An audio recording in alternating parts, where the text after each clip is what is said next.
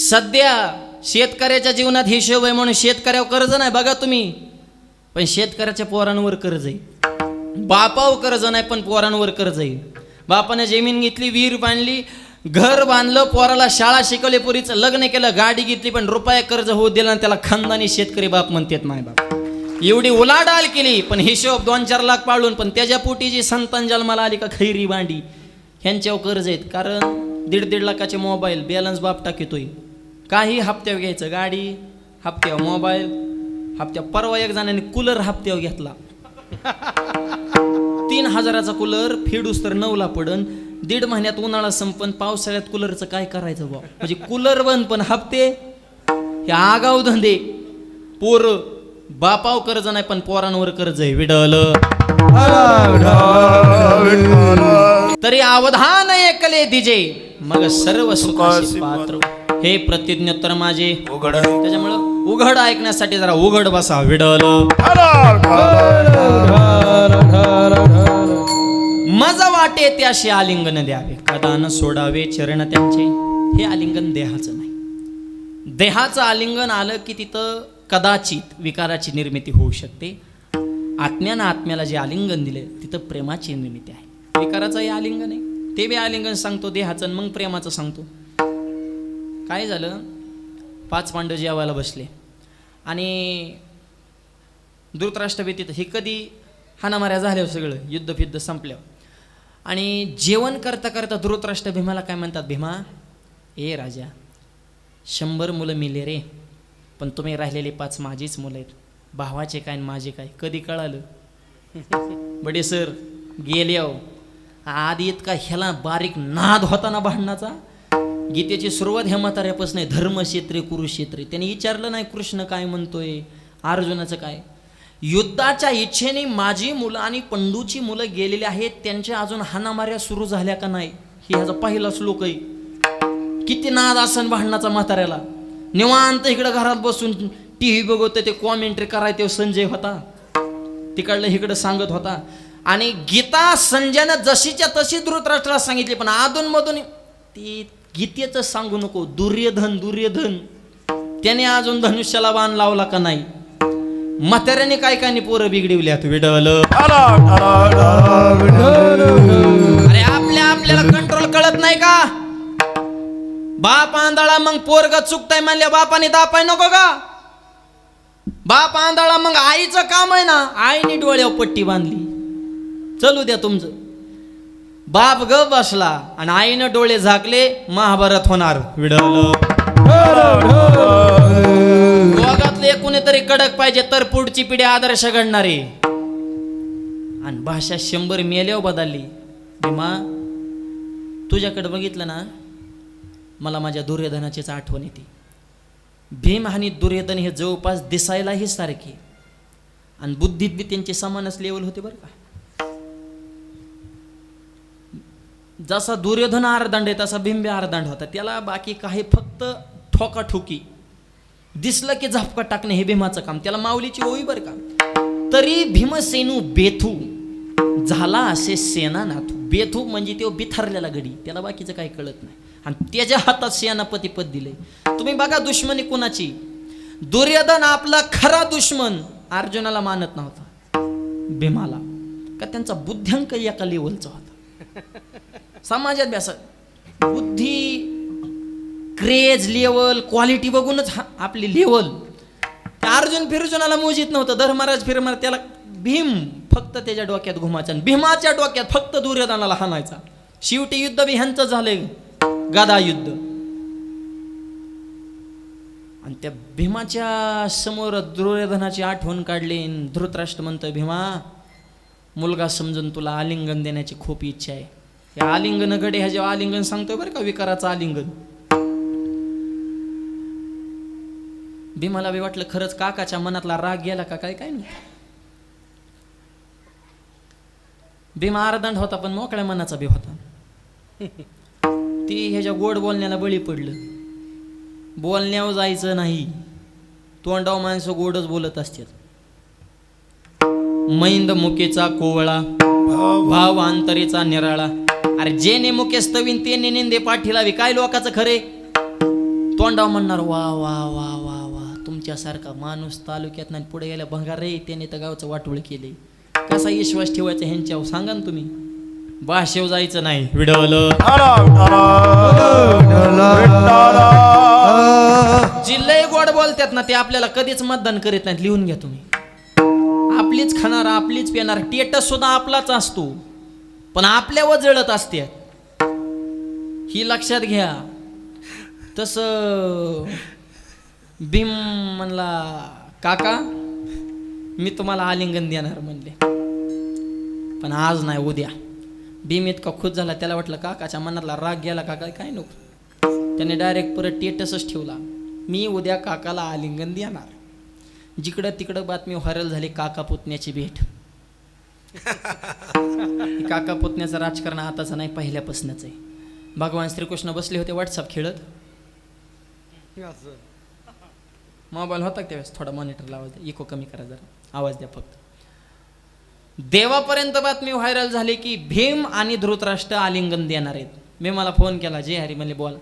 जय हरी नाही ही मीटिंग करायची लाईव्ह इकडे ये. सगळंच फोनवर बोलायचं नसतं रेकॉर्डिंग व्हायरल होत असते सगळंच फोनवर. का ये म्हणले इकडं बैठक करायची तू सांग. घेतला बोलून काय म्हणणे ही जे ऐकतोय ही खरं आहे का मनोमिलन होणार.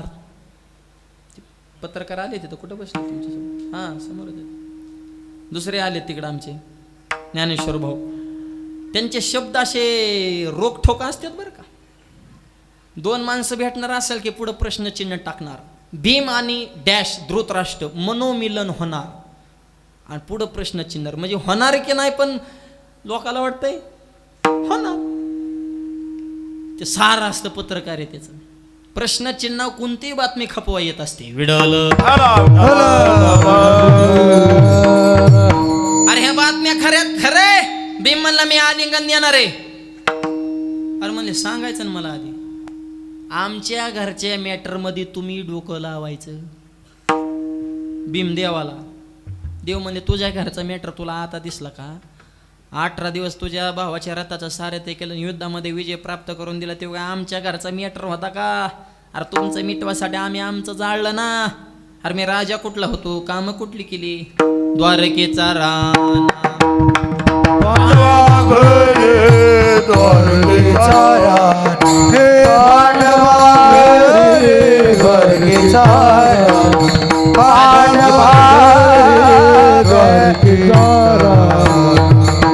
ज्ञानदेव म्हणे व्यासाची एकूण व्यासाची एकूण. ज्ञानदेव म्हणे व्यासाची एकूण व्यासाची एकूण. ज्ञानदेव म्हणे व्यासाची एकूण व्यासाची एकूण. ज्ञानदेव म्हणे व्यासाची एकूण व्यासाची एकूण. बरकेचा राणा पांडवागरी. बरकेचा राणा पांडवागरी. पांडवागरी. बरकेचा राणा पांडवागरी. हरिमुखे म्हणा हरिमुखे म्हणा हरिमुखे म्हणा. हरिमुखे म्हणा हरिमुखे म्हणा हरिमुखे म्हणा. हरिमुखे म्हणा हरिमुखे म्हणा हरिमुखे म्हणा. हरिमुखे म्हणा हरिमुखे म्हणा हरिमुखे म्हणा. हरिमुखे म्हणा हरि. राजा द्वारकेचा राहिला पांडवा घरी. देव म्हणले लका माझा मतदारसंघ कोणता.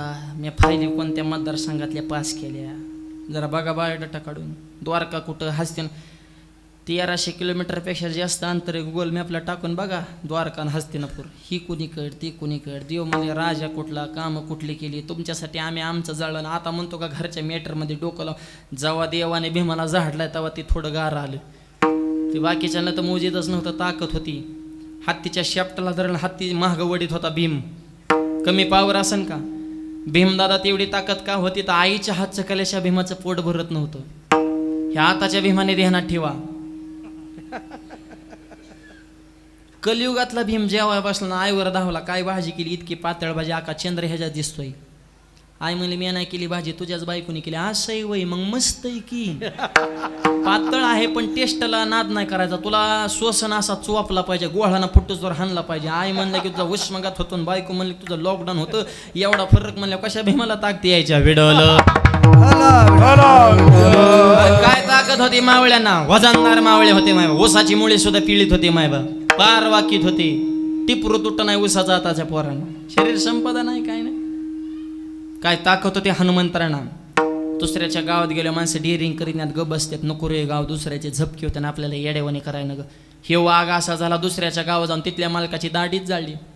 हनुमंत महाबली रावणाची झाली, दाढी रावणाची झाली, दाढी रावणाची झाली. हनुमंत महाबली दाढी रावणाची झाली, दाढी रावणाची झाली, दाढी रावणाची झाली. जाग्यावर दाढी जाळून टाकली म्हणजे कमी पावर असेल का? एवढी ताकद का होती तर अंजनेच्या तपासाठी महारुद्र आले पोटी. अंजने मातेचा दुधाचा थेंब दगड पडला तर धड दिसेन दगड फुटत होता. आईच्या दुधात ताकद आहे. आता दूध राहिले का आईचं पोरांना? बाटली जलामल्यापासून बाटल्या तर शेवटपर्यंत बाटलीच, फक्त टॉपनात बदल होतो. रबर जतन पत्र्याचं येतं. लहानपणी दुधाची बाटली त्याच्या तोंडात कोंबाची झुरळ, पोरग झुळीत फेकायचं. इको कमी करा. आईने बसायचं वाट्या व्हॉट्सअप खेळत ती पोरग एकटं झुळीमध्ये हॅ करतात. याला कळा ना मम्मी कुठं आणि पापा कुठे. पोरं बघा पहिल्यासारखी गुटगुटीत राहिली. त्यांची डोकी मडकेवण्या जाते, हातपायच्या काड्या कंबरत दाबल्या, त्यांनी ढिरीत फुकल्या, ते लव ते इकराला ब्रह्मांडी माळ अशी वाकडी तिकडी झाले ते. आणि तसल्या खैऱ्या पोराकडे बघून आई काय म्हणते, माझं वाघाचं पिल्लू कसं बघत आहे, चव आली तुझ्या वाघाला. ती वाघाचं पिल्लू म्हणजे ही कोण झाली? वाघ. आणि ही वाघीन आणि पतिदेव वाघ. वाघ सातच्या पुढे बिबट्या होतो दारू चढल्यावर. ठिपक्याचा बिबट्या. कुठे येत गांधावाली? तुला पियल्या फक्त माळकरी दिसतेत का रे वाघ्या? निर्व्यसनी जीवन जगात. त्याच्यामुळं काय कीर्तन नुसते ऐकू नका हो. माणसात बदल झाला पाहिजे. आज तरुण मुलं या ठिकाणी बहुसंख्येने आहेत आणि आपला हा सप्ताह पार पाडण्यासाठी तरुणांचं विशेष योगदान. एकदा तरुणांसाठी जोरदार टाळ्या वाजवा. अन्नदाते अन्नदान पंगत देऊ शकते, गोपाल महाराज नियोजन करू शकतात, पण हजारो लोकांच्या पंक्ती उठवण्याचं काम हे तरुण मुलांची मनगट करू शकतात. हे तरुण मुलांमध्ये सामर्थ्य आहे मायबाप. आणि आमच्या सोपान काकांनी ते सगळ्यांचं जमवून घेण्याची कला हे सगळ्यांना सोबत घेऊन हा यशस्वी कार्यक्रम पार पडतात. हे तरुणांचं काम आहे. आणि तरुणांसाठी सांगतो, निर्व्यसनी जीवन जगा. नुसती कीर्तन ऐकू नका. आम्ही जाम झाले बोंबलून तुम्ही पेक झालेत. महाराज लोकांचे टेटस ठेव. कीर्तन कमीत का मला सांगा बरं. मरणाचे कीर्तनकार झाले ते. पूर्वी दगड उचलला की इंचू निघत होता. आता दगडागणी महाराज आहे. महाराजन गायक, महाराजन वादक, महाराजन पोर, महाराजन महिला, महाराजन व्याख्यान करणारे, महाराजन कुणी बी महाराजच. महाराज जेम झाले किल्पा काढून तुम्ही पेक झाले टेटस ठेव. बदल काय? रिझल्ट काय? तुमच्यात बदल होतो, पण मंडपात आहे तोपर्यंत खरं आहे, पटलंय, व्यसन करणं वाईट आहे, नाही करायचं आपल्याला. मंडपात आहे तो. मंडपाच्या बाहेर गेल्या की तंबाखू हातावून इडा मळता लांबून महाराज येतात. रे बाबा लय आराडत्यात बुवा. आणि महाराजांच्या पुण्यतिथीला सगळं निवडकच माल असतो. आश्रम सगळे ठोकाळ गडीज असतात, नामवंत. ते आजचं जरा यंगच होतं र, लय झपकिवलं र. दुसरा म्हणला त्यांनी सांगितलं की व्यसन करून. हा गप, सांगतच असते ते. होय म्हणायचंच असतंय बाळा. आपण बी चांगलं वागले, त्यांनी तरी कुणाला सांगावं नीट वागा. आपण जर दारूच पेलो नाही तर त्यांनी व्यसनमुक्तीचा विषय हाताळायचा कसा? त्यांना विषय मिळण्यासाठी आपण पिणं गरजेचंच आहे. त्यांचा धंदाच येतो तंबाखू खाऊन मोकळा. नका करू नाश आयुष्याचा, निर्व्यसनी जीवन जगा. अरे खातो गुटखा, वाईट खाण्या, जिबीला चटका, खेळतो जुगार, मटका, संसार होतो फाटका, देणं व्यसना झटका, मित्रमंडळ चांगली ठेवा. सुरुवातीला पाच त्यान ताडी, तुमची वळख त्यांना आडी, दारूसल्या त्यान गोडी, इकाव लागन महाडी, इकली गाडी, बायकोची जीर्ण झाली साडी. अरे लावून त्यात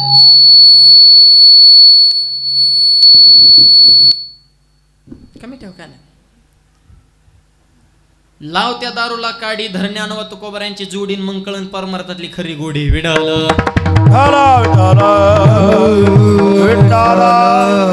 आवाज मगाशी होता तसा करा. आवाज इकडं आला का? इकडला कमी का? ओके चालू होतं, काय अडचण नाही. मगाशी होता तसंच राहू दे. विडवलं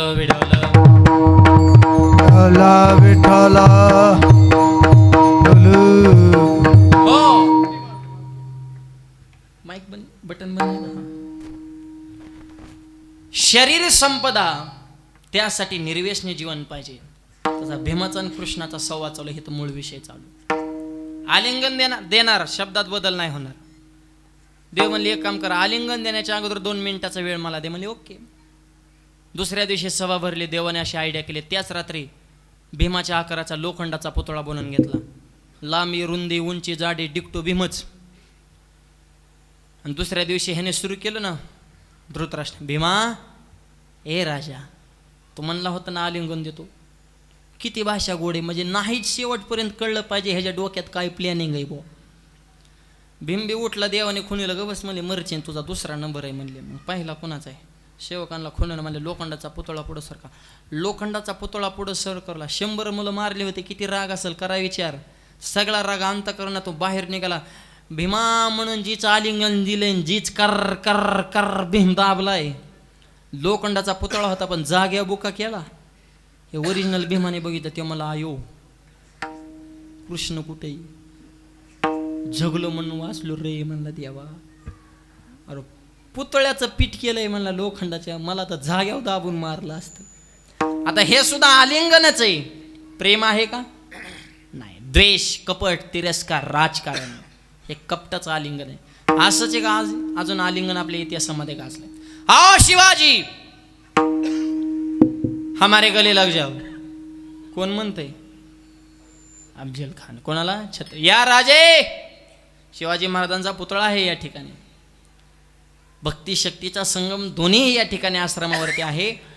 राजे या. खूप दिवस नाव ऐकून होतो, विजापूरवरून आलोय, नाव ऐकून. नाही कमी वयात प्रगती केली म्हणजे इतकं मार्केट हलवीत नसतीत म्हणले, बंदोबस्त करण्यासाठी आलोय. आलिंगन द्या.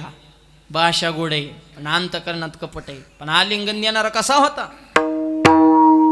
आशा वागिनीचा तो छावा हो,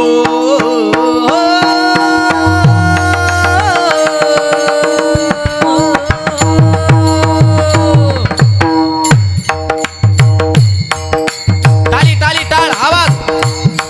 आशा वागिनीचा तो छावा, आशा वागिनीचा तो छावा, गनिमांना कसा ठेचावा, डोक्यात गणी मी खावा.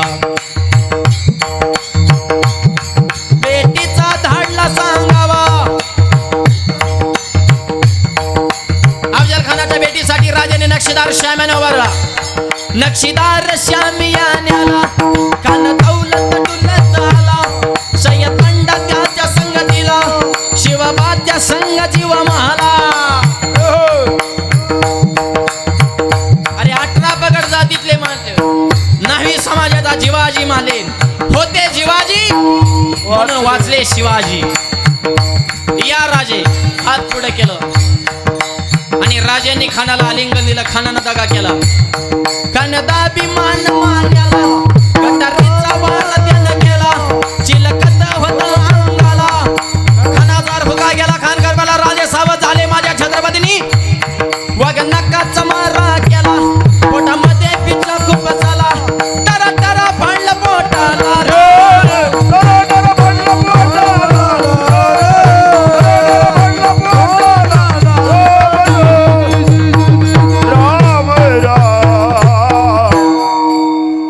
खान साहेबाचा कार्यक्रम करून टाकला. खानाला मारलं मला हे सांगायचं नाही. आपला मुद्दा वेगळा आहे. आलिंगन दिसायला आलिंगन आहे, प्रेमाचं नाही, कपट आहे, तिरस्कार आहे, द्वेष, राजकारण हे झालं विकाराचं आलिंगन. पण आजच्या अभंगामध्ये जगद्गुरु तुकोबाराय सांगतात ते प्रेम स्वरूप आलिंगन. जर ज्ञानाचं आलिंगन संतांनी जर एखाद्या साधकाला दिलं, त्याच्या जीवनामध्ये कशाची प्राप्ती होते. अभंगाच्या पहिल्या चरणात आलिंगन खडे,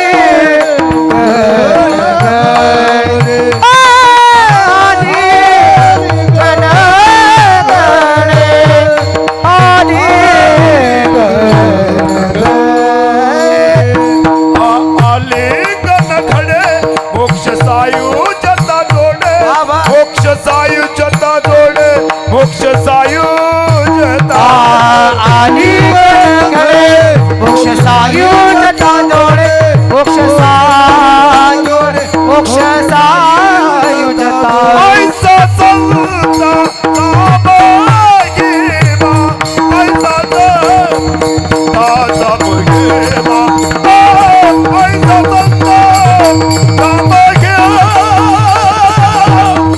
आईचा संत दाबा घ्या होय आईचा संताचा महिमा आईचा संताचा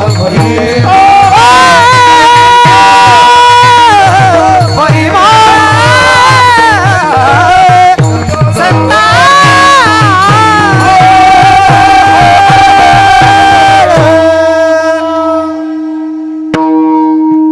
आलिंगन गडे मोक्ष सायुजता जोडे.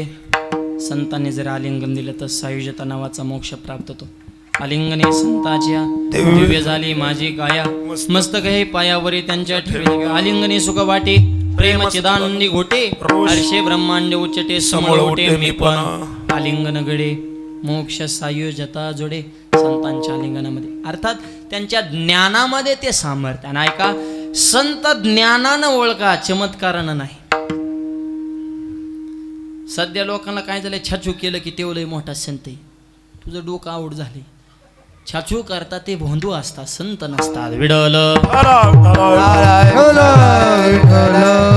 आणि परत क्लिपा व्हायरल झाल्या की बॉम्बलायचं, महाराज आम्हाला वाटलं नाही होते असं असं. तो मूर्ख आहे, विश्वास चुकीच्या ठिकाणी ठेवलाय. संताचे पायी हा माझा विश्वास. इथं विश्वास ठेवा खऱ्या संतांवर. आणि संत ज्ञानानं ओळखा, प्रेमानं ओळखा, अनुभवातून ओळखा, चमत्कारानं नाही. आणि काय झालंय, आजारी नाही असा माणूस नाही, खचला नाही असा माणूस नाही, दुःखी नाही असा माणूस नाही. त्याच्यामुळे प्रत्येकाला वाटते कुठंतरी चिकटाव, कोणचा तरी बाबा आपलं बरं करेन.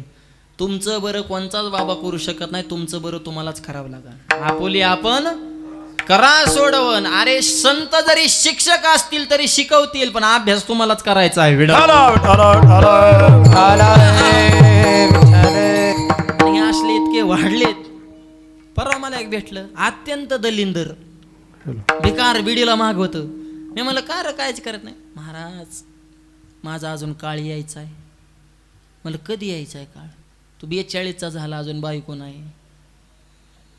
म्हणला मला शनी लागलाय. अरे म्हणलं शनीला बी काय क्रेज आहे का नाही? पृथ्वीपेक्षा 15 पट मोठा ग्रह आहे तो शनी आकाराने. आणि एवढा मोठा शनी तुझ्यासारख्या भिकाऱ्याच्या मागं का लागन बुवा? तुझ्यात काय की शनीने तुझ्या मागं लागाव? शनी मारुतीकडे गेला, महादेवाकडे गेला. अहो त्यांच्या लेवलची तरी ती माणसं होती ना. तू बिडीला महाग, शनी तुझ्या वाट्याला कशाला जाईन बुवा? अरे तो गावातलं सप्त बंद पडलं, तूच गावासाठी मोठा शनी म्हणलं.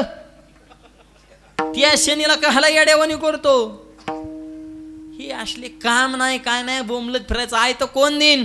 कष्ट करा तरुणांनो, हात ह्याच्या त्याच्याकडे दाखवू नका. नीट ऐका, भविष्य ह्याच्यात नाही, भविष्य ह्याच्यात आहे. वज्रमुठ करा, काम करा, व्यवसाय करा, नीती न कमवा. देवाच्या बापाला तुम्हाला द्यावा लागन. विडल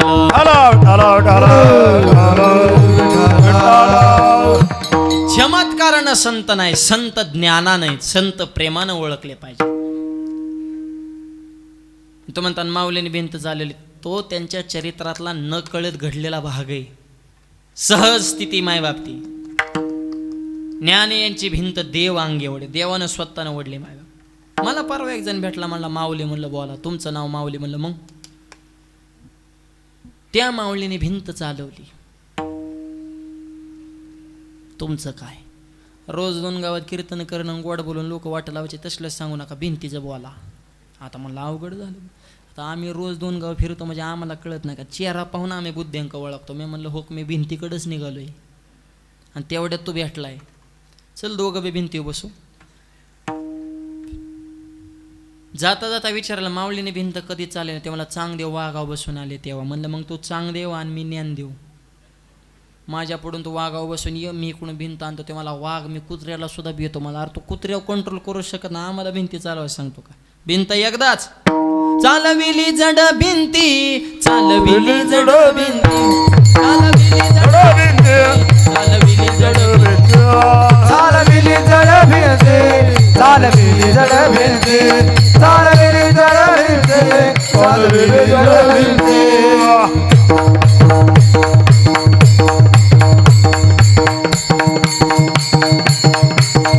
टाळी टाळी टाळी टाळ.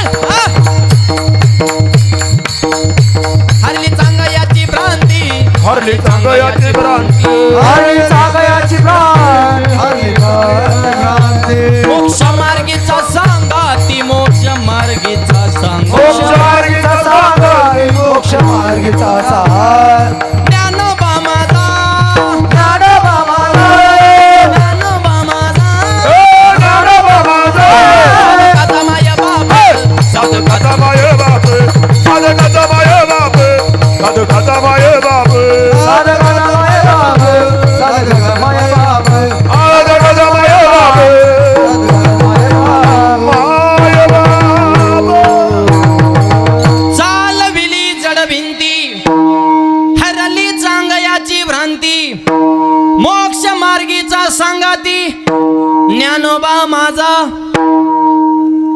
भिंत एकदाच.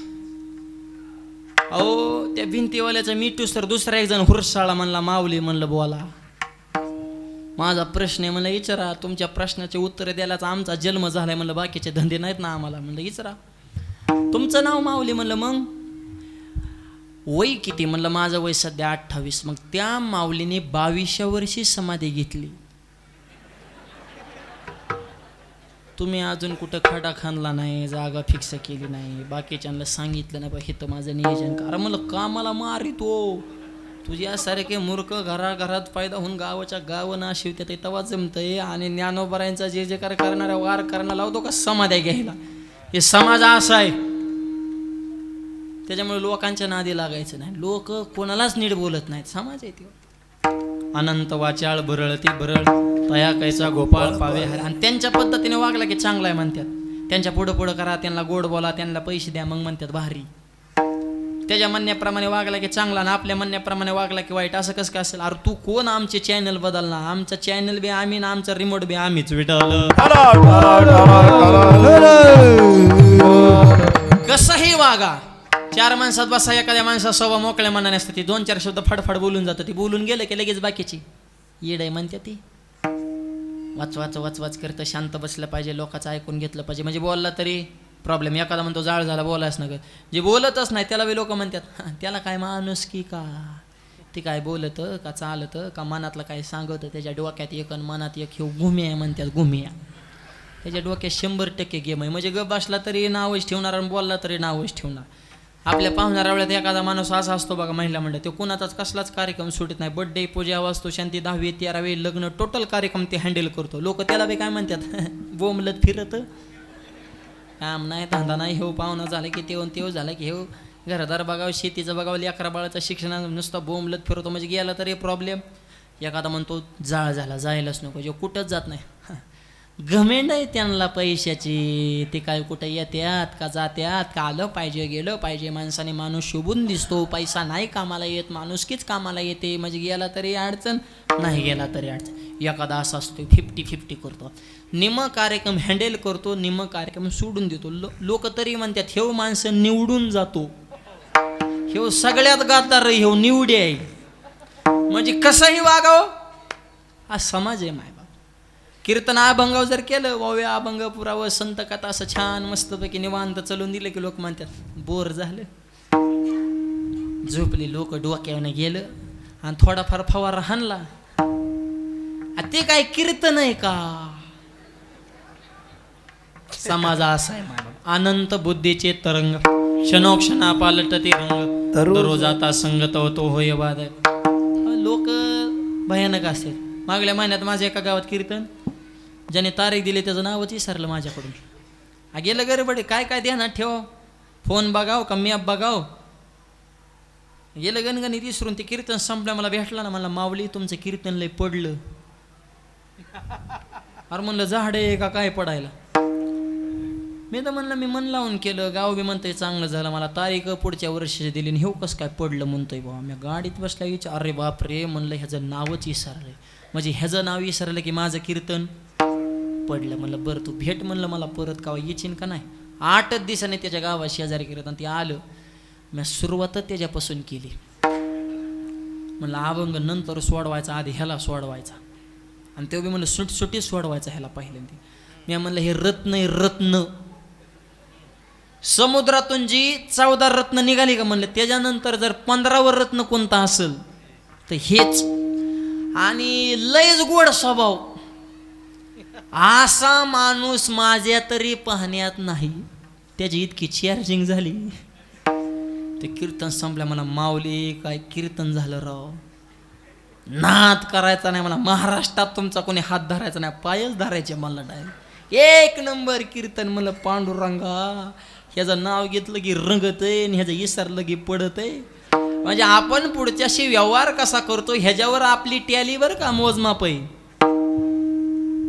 समाज असा आहे मायबाप.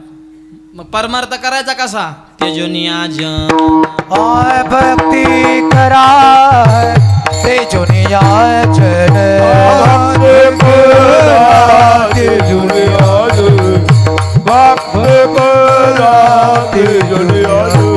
आय तुका मने ऐका ये वचन ते जुनिया जन भक्ती करा ते जुनिया जन भक्ती करा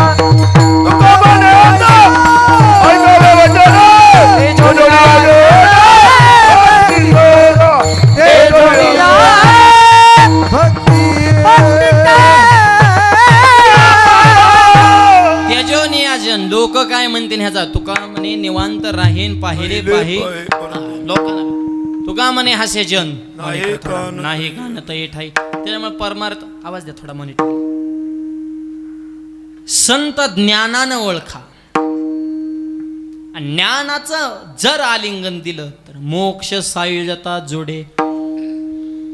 नाथबाबांचं एक सिद्धांत सांगतो संतांच्या आलिंगनाची पावर. नाथ महाराज म्हणजे ऐश्वर्य संपन्न संत. कामडीने पाणी जागरी जगरवाणी वाहे. कामडीने पाणी जागरी जगरवाणी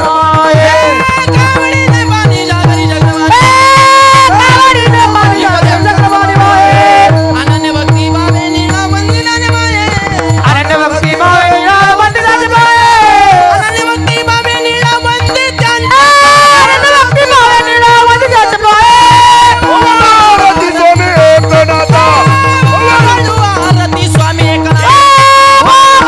आरती स्वामी एकनाथ. आरती स्वामी एकनाथ.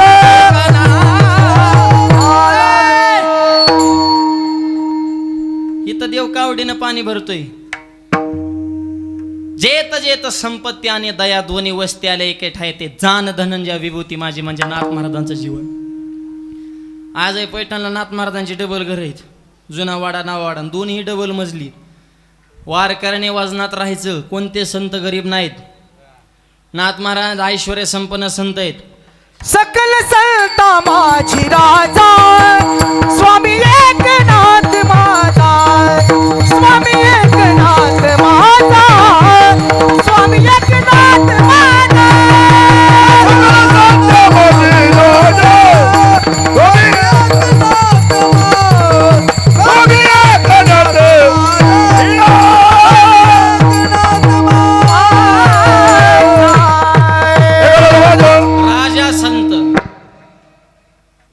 चांदीची ताट चांदीच्या वाट्या सोन्याचा चमचा होता. नाथ महाराजांच्या घरी पित्रांना जेवायला बादलीनं तूप.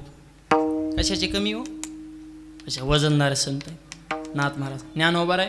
ज्ञानोबा यांच्या आजोबा त्र्यंबकपंत कुलकर्णी हे क्षत्रिय होते. हे मराठवाड्याचे प्रमुख होते. त्यांच्या सहीशिवाय पान हालत नव्हतं. आणि तुकोबाऱ्या 400 एकर जमीन 5-6 लाखाचे जहागीरदारी मोरे घराणं म्हणजे क्षत्रिय. त्यांचे पूर्वज सैन्यात मारले गेले होते तुकोबाऱ्यांचे. म्हणजे हे लढाऊ माणसं आहेत.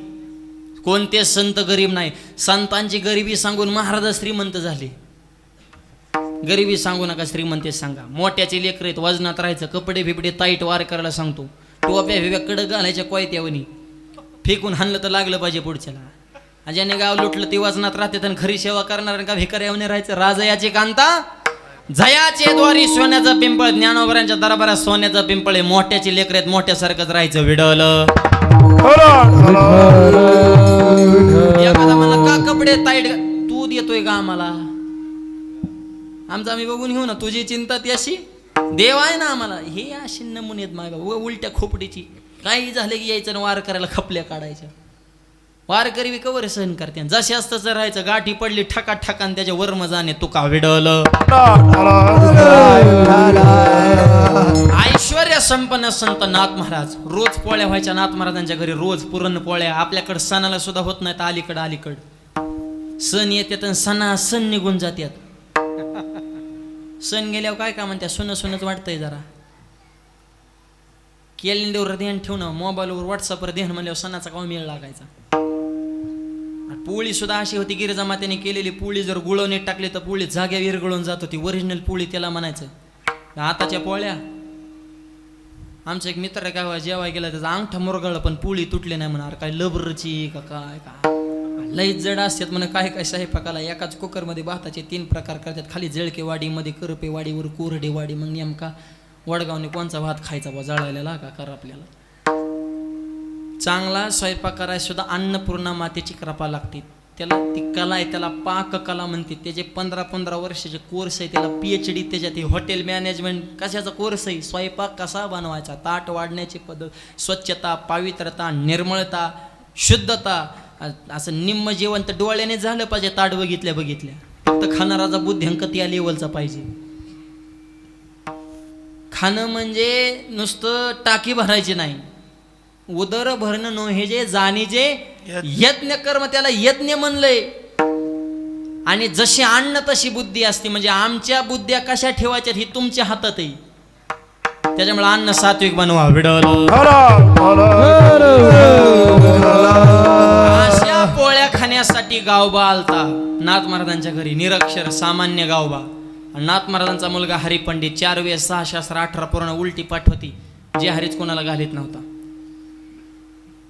ज्ञान किती ह्याला किंमत नाही नम्रता किती ह्याला बी थोडीफार किंमत असेल ना लोक म्हणते शिकला तेव टिकला हा जे वाकला तेवच टिकला नाथ महाराजांना एक दिवशी हरिपंडित म्हणला नाथ बाबा राहिलेला रामायण कोण लिहीन नाथ महाराज म्हणले तू टेन्शन घेऊ नको माझा गावबा लिहील म्हणले ते बोहळा आहे बस असू दे बोहळा असाव पण गाबोळा नसाव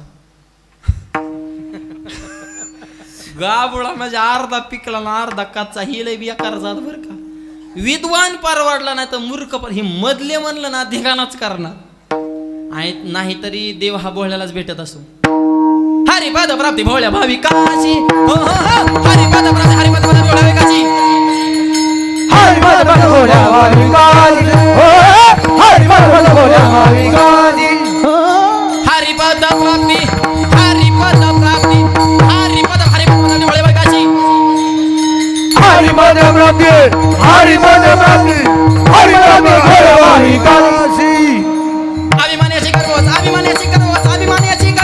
हरिमुखी गाता हरपणी जयंता हरिमुखी गाता हरपणी जयंता हरिमुखी गाता हरपणी चिंता हरिमुखी गाता हरपणी चिंता हरपणी चिंता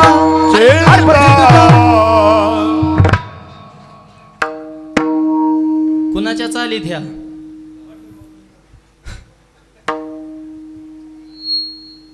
महाराजांच्या कीर्तनात इंगळे दादांच्या कीर्तनात चालीवरून महाराज कोण आहेत हे ओळखत होता बरं का महाराष्ट्र आजही त्या चाली तो काकडा ते भजन जर लावलं माणूस समाधीच लागली पाहिजे तो गोडवा आणि अपडेट कालातीत कसं राहायचं वयानं एवढं ज्येष्ठ होते पण चांगल्याची डुकी चालणार त्या काळात घराघरात कॅशिट कालातीत ह्याला म्हणायचं आणि काही माणसं 100 वर्ष पुढचा विचार करतात त्यातलं व्यक्तिमत्व म्हणजे आदरणीय इंगळे दादा पुढचा समाज कसा असेल संप्रदायाची चाकोरी जपता जपता युवा शक्ती समाजातला शेवटचा घटक कीर्तनाशी कसा जोडला पाहिजे याच्यावर बारीक सखोल चिंतन करून आपल्या कीर्तनाची बैठक म्हणजे वैकुंठवासी बाबासाहेब महाराज इंगळे विडल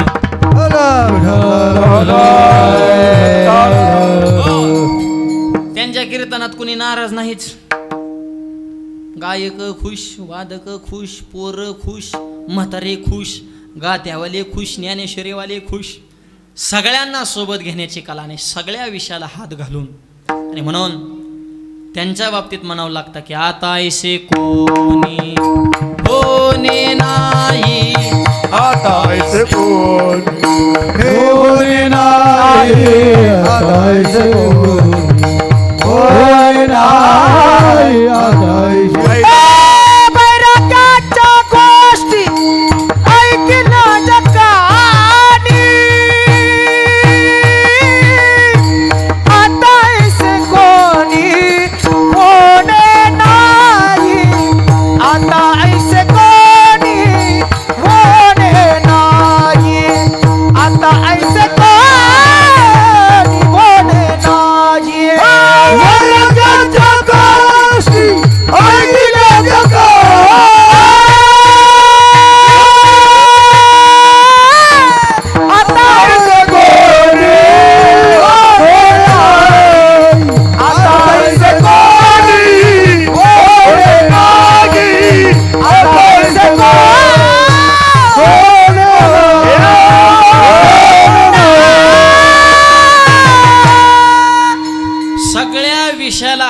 घालणारा असा तेज तर्रार कीर्तनकार परत महाराष्ट्रात होणे नाही विडवलं.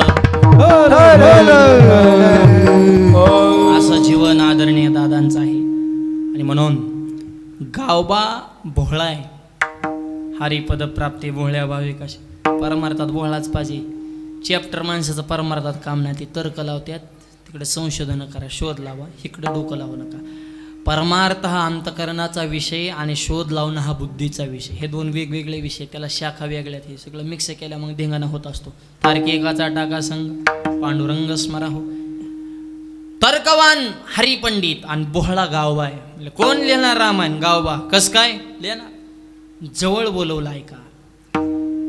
अहो संतांनी नुसती दृष्टी टाकली ना, कृपा कटाक्ष निहाळलेले, डोळ्यातून प्रेम पाजरतो. जसं कासवीनेनं नुसतं पाहिलं की पिल्लांची तृप्ती होते. कासवीन पिल्लांना कधी स्तनपान करत नाही, दूध पाजत नाही. आईनं पाहिलं की डोळ्यातून प्रेमामृताचा वर्षा होतो. तसं नाथ महाराजांच्या डोळ्यातून, गावबाच्या डोळ्यामध्ये प्रेमामृताचा, ज्ञानाचा वर्षाव झाला. ज्ञानाचं आलिंगन मिळालं. त्या गावबानं रामायणाचं उत्तर कांड लिहिलं. आणि आजही पैठणला कधी गेले तर दर्शनाला नक्की जा. नाथ महाराजांच्या मंदिरा शेजारी मंदिर कुणाचं आहे? गावबाचं मंदिर आहे. अरे पोळ्या खाण्यासाठी आलेला गावबा संत पदाला प्राप्त करून ठेवला. हा संतांचा महिमा शब्दामध्ये. ऐसा संतांचा महिमा, ऐसा संतांचा महिमा, ऐसा संतांचा महिमा, ऐसा संतांचा महिमा, ऐसा संतांचा महिमा, ऐसा संतांचा महिमा, ऐसा संतांचा महिमा,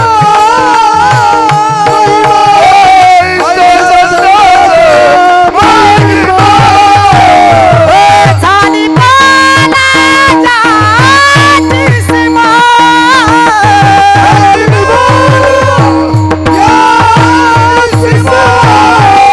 झाली बालाच्या तिसमा,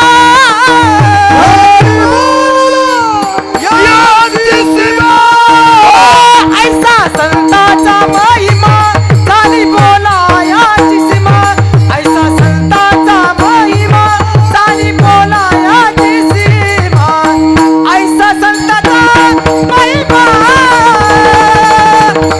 ऐसा संतांचा महिमा, ऐसा संतांचा महिमा, ऐसा संतांचा महिमा, ऐसा संतांचा महिमा, महिमा, ऐसा संतांचा महिमा, महिमा.